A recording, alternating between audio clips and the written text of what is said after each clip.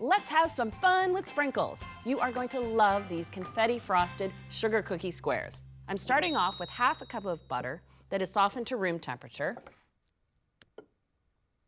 I'll add to the butter 3/4 of a cup of granulated sugar and just cream those together by hand.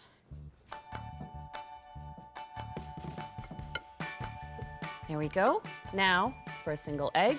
If I was just making a regular batch of sugar cookies, I'd add vanilla to this recipe, but I want to keep the vanilla just for the frosting. Now for the dry ingredients, starting with 2¼ cups of all-purpose flour, and then a teaspoon of cream of tartar.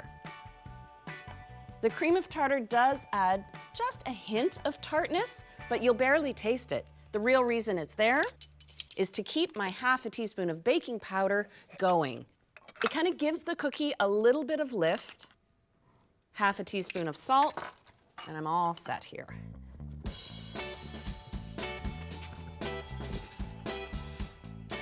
You'll find that the dough doesn't come together like a drop cookie dough, that it's really soft and scoopable.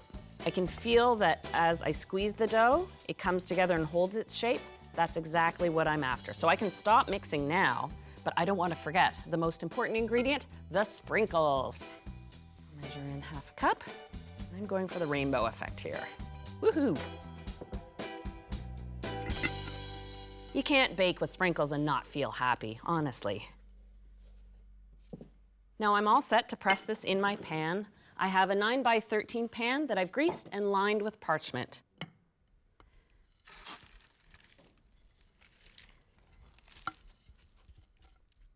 And I'll just smooth this out in an even layer and then just gently press it down. There we go. And this takes just 20 minutes in a 350 oven to bake. And you want to cool it before you frost it.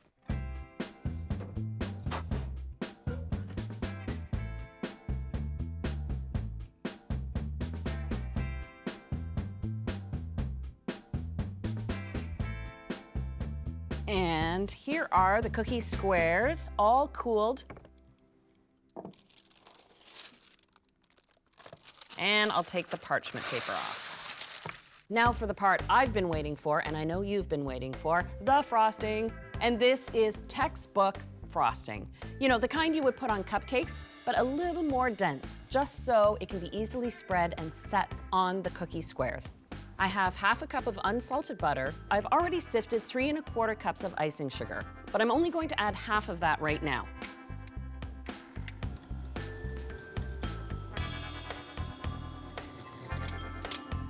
Butter and icing sugar together makes a smooth frosting, but it doesn't make a fluffy frosting. You need to add a liquid. In this case, for added richness, I'm using 1/4 cup of 50/50 cream.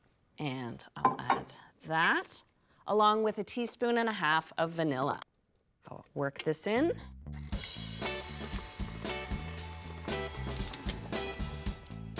Once that smooths out, you can add the rest of your icing sugar. Start on low speed, then increase it to high once the icing sugar is worked in.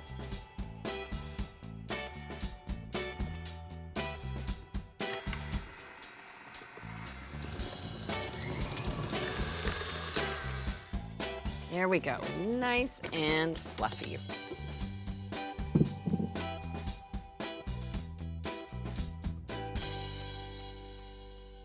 But we're not cake decorating here. It can have some swirls and swishes to it. Before the frosting does set, that's when the final confetti layer goes on.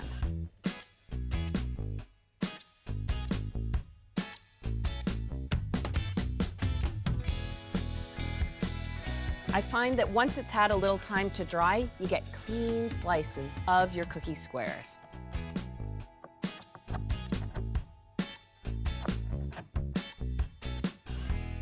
And look, you can see the confetti sprinkles all the way through the cookie and, of course, on top of the frosting.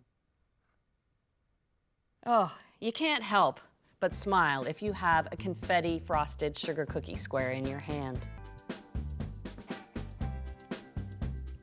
Frosting first, that's my motto.